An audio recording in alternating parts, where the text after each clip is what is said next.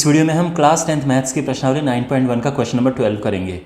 इस क्वेश्चन के फिगर में दो चीज़ें हैं, एक भवन है और एक केबल टावर है।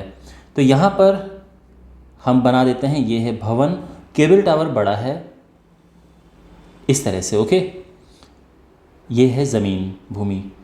अच्छा, अब जो भवन का जो टॉप है, अगर हम केबल टावर का टॉप देखेंगे तो ये बनता है 60 डिग्री। ये जो एंगल है ये 60 डिग्री है, तो इस तरह से, ठीक है ना।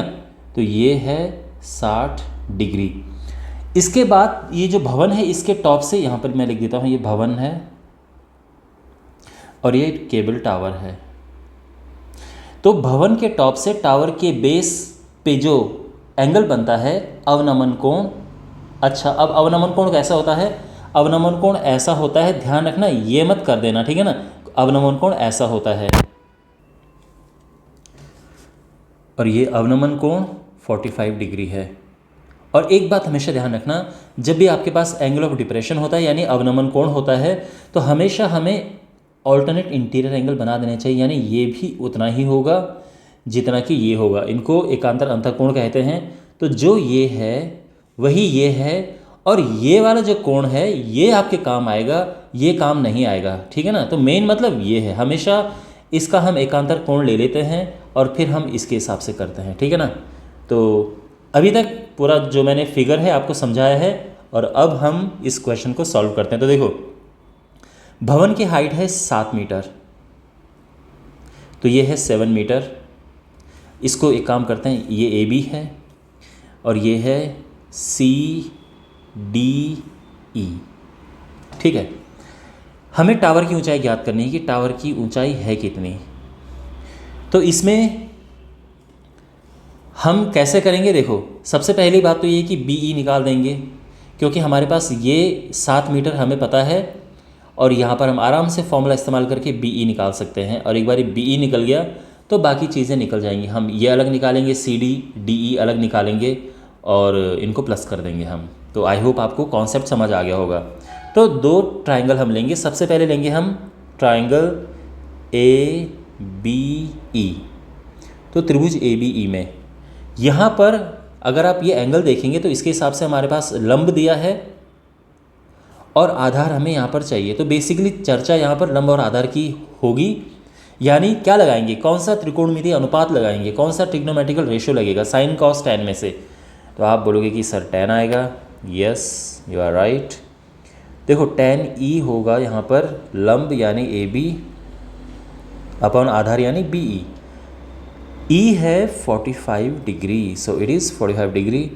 ए बी है 7 मीटर, वो 7 आ जाएगा, और बी ई को बी ई रहने दो। आप चाहो तो इसको एक्स या डी लिख सकते थे, बट इसको ऐसा भी रख सकते हो, कोई प्रॉब्लम है नहीं। tan 45 is 1, 7 upon B E, और क्रॉस मल्टीप्लाई करेंगे तो बी ई आ जाएगा 7 मीटर। यहाँ तक सब क्लियर है? ओके, अब हम यहाँ पे दूसरा ट्राइंगल लेंगे। अब देखो, यहाँ पर हमारे पास है बी ई हमने निकाल दिया, ये 7 मीटर आ गया।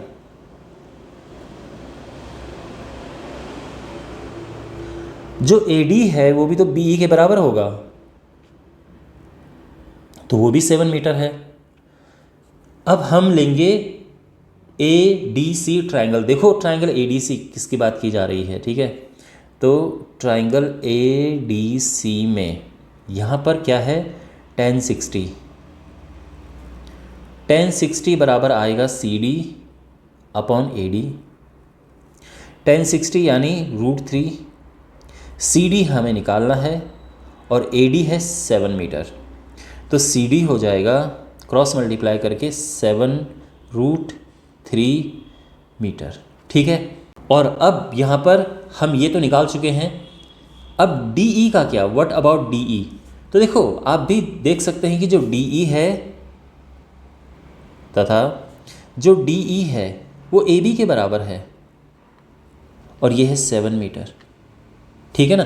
तो हमारे पास अब ये भी आ चुका है, तो इसीलिए जो टावर की ऊंचाई होगी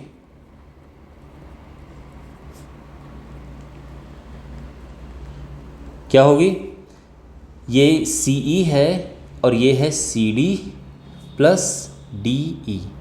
सी डी क्या है 7√3 और डी ई क्या है 7, ठीक है ना। तो इनको प्लस कर देंगे हम। प्लस क्या करना है 7 कॉमन ले लेते हैं और अंदर बचेगा √3 + 1 और ये मीटर हमारा आंसर आ गया, ठीक है। हमें √3 की वैल्यू नहीं रखनी क्योंकि क्वेश्चन में गिवन नहीं है। तो आई होप आपको समझ आया होगा। बाकी क्वेश्चंस के सॉल्यूशंस के लिए आप प्लेलिस्ट देख सकते हैं डिस्क्रिप्शन बॉक्स में। चैनल को ज़रूर सब्सक्राइब करें। Thank you for watching.